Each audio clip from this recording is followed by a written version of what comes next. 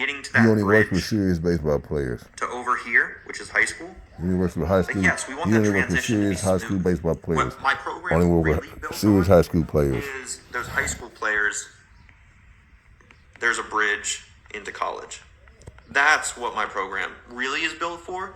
Can it accomplish the same things with having a structured developmental program on the physical side, understanding how to work over mental frameworks to make sure that our mindset's in a good position, having that clarity on what to do on recruiting?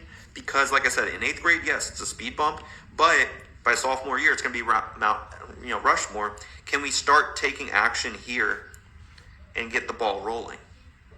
So that way, instead of Mount Everest, sophomore or junior year, maybe it turns into, this mountain.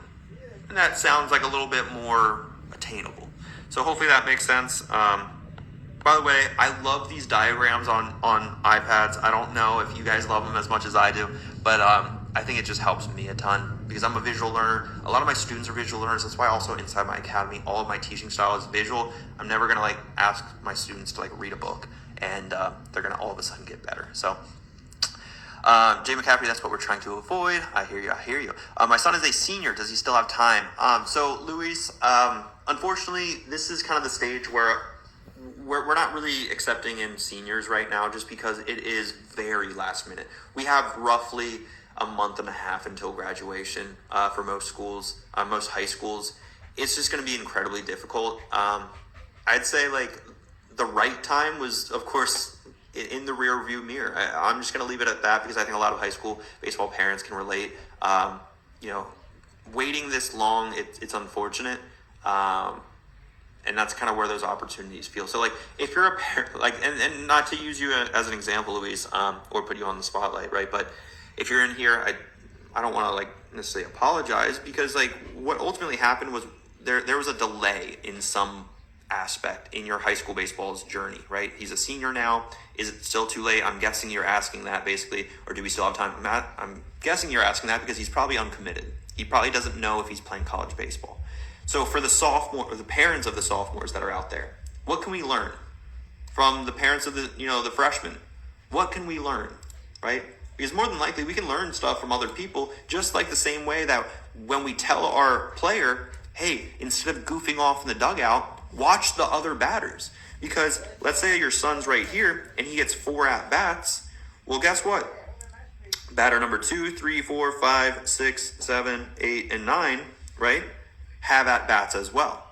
Now, let's say, batter 6 is a lefty, batter 4 is a lefty, and batter 8's a lefty. We have 4 at-bats here, 4 at-bats here, 4 at-bats here, 4 at-bats here, 4 at-bats here.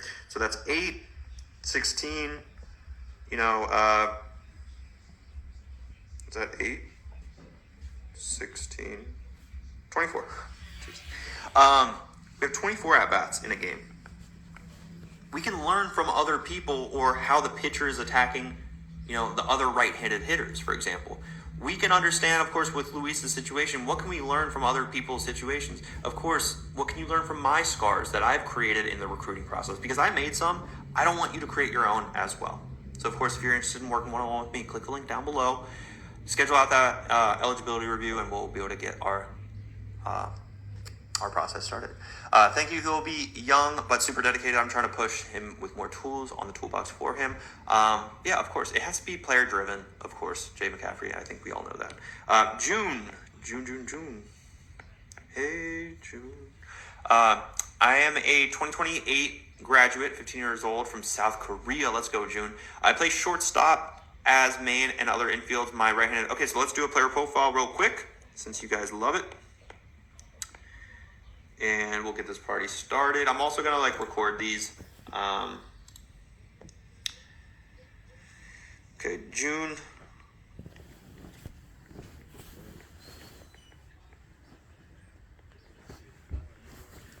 All right, we got June, who's a 2028 grad. As far as position, he mostly plays shortstop, 92 exit velocity, 82 arm velocity, and a 7.360.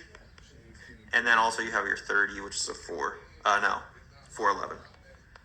GPA is a 4.0. Okay, awesome. Obviously, having good education helps you be able to like build up and stack scholarship opportunities. We're talking about a 2028 here who's a sophomore. International, it's always fun to be able to like realize how big of an impact we're able to make here on social media, which is really cool. I do have 2 students in Japan, but let's go through it. Middle infielder, obviously, that's a primary position. 92 exit velocity as a sophomore. That's pretty solid. It's definitely above average, I would say. Again, we don't necessarily want to be average. We would ideally want to be like 96-ish. So that way around junior year, so in a year from now, we can get to like 98 plus ideally. And that's pretty consistently in practice. It's not consistent in game, guys. Big leaguers' average exit velocity is like 88 miles an hour, sometimes as high as like 92. That's on average in game. It's very difficult to have 100 mile an hour exit velocity every single time you swing the bat. So just keep that in mind. This is in practice, typically maybe off the tee, front flips, coach BP, things like that. Now, arm velocity, if we can track junior year to get like 85 and then senior year to like 88, we'll be right where we want to be. And of course, building out that that developmental strategy will help you get there. 7.360, it's good. It's